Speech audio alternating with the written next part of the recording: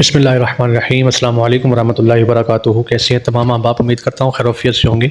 اللہ کریم سب کے معاملات میں آسانیاں پیدا فرمائے۔ Welcome back to my YouTube channel A knowledge point کے اس پلیٹ فارم پر آپ سب کو خوش آمدید کہتے ہیں، آپ سب کا خیر مقدم کرتے ہیں۔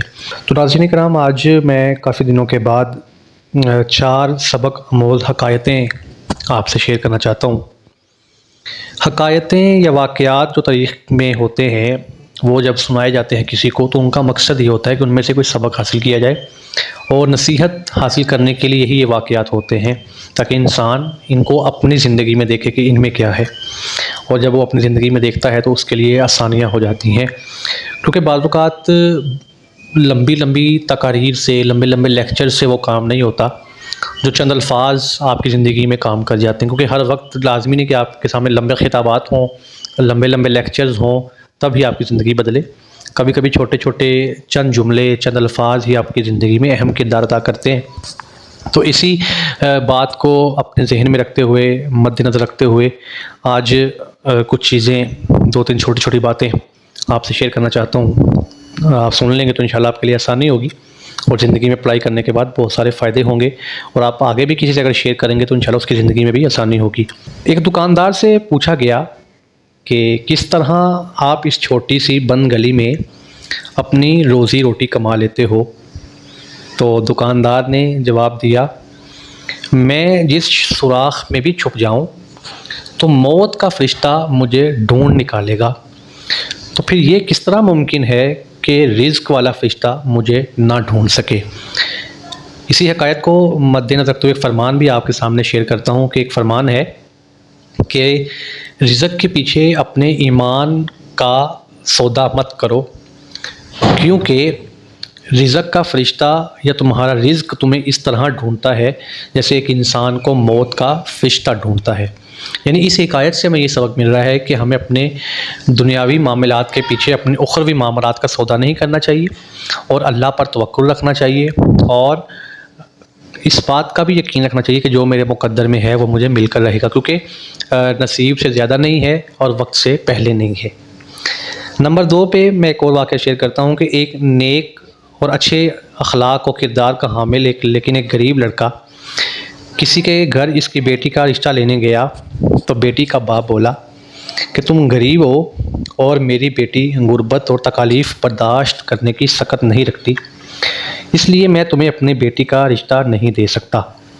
پھر کیا ہوا؟ پھر ایک بد اخلاق و بد کردار لڑکا اسی لڑکی کا رشتہ لینے گیا، تو اس کا باپ رشتہ دینے کے لیے راضی ہو گیا، اور اس کے بد اخلاق ہونے کے بارے میں یہ کہہ دیا کہ اللہ اس کو ہدایت دے گا انشاءاللہ۔ تو اس کی بیٹی نے کہا، بابا جان، کیا جو اللہ ہدایت دے سکتا ہے وہ رزق نہیں دے سکتا؟ یا ان دونوں خداؤں میں کوئی فرق ہے؟ مطلب یہ ہے کہ آقا علیہ السلام نے فرمایا، اور حکم بھی ہے اسلام کا، کہ جب تم رشتہ کرو تو دینیات دیکھو کہ اگلے بندے میں دین کتنا ہے، دنیا داری نہ دیکھو، اگر دین ہے تو رشتہ کر دو، انشاءاللہ آسانیاں ہوں گی۔ نمبر 3 پہ حاتم طائی سے کسی نے پوچھا کہ تجھ سے زیادہ بھی کوئی سخی ہے؟ اس نے کہا، ہاں ہے، وہ مرد جس کے پاس صرف 2 بھیڑیں تھیں، ایک کو ایک رات میرے لیے ذبح کیا تو میں نے اس کے جگر کے لذیذ ہونے کی تعریف کی، دوسرے دن صبح اس نے میرے لیے دوسری بھیڑ کو بھی ذبح کیا اور میرے لیے کباب بنا دیے۔ میں نے جب پوچھا تو اس نے اس کے ساتھ کیا کیا، تو کہا کہ میں نے اس کو 500 بھیڑیں دیں۔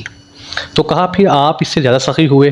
تو حاتم نے کہا، نہیں، میں اس سے زیادہ سخی اس لیے نہیں ہوا کیونکہ اس کے پاس جو کچھ تھا اس نے وہ سب مجھے دے دیا، جبکہ میں نے اپنے مال میں سے تھوڑا سا مال اس کو دیا۔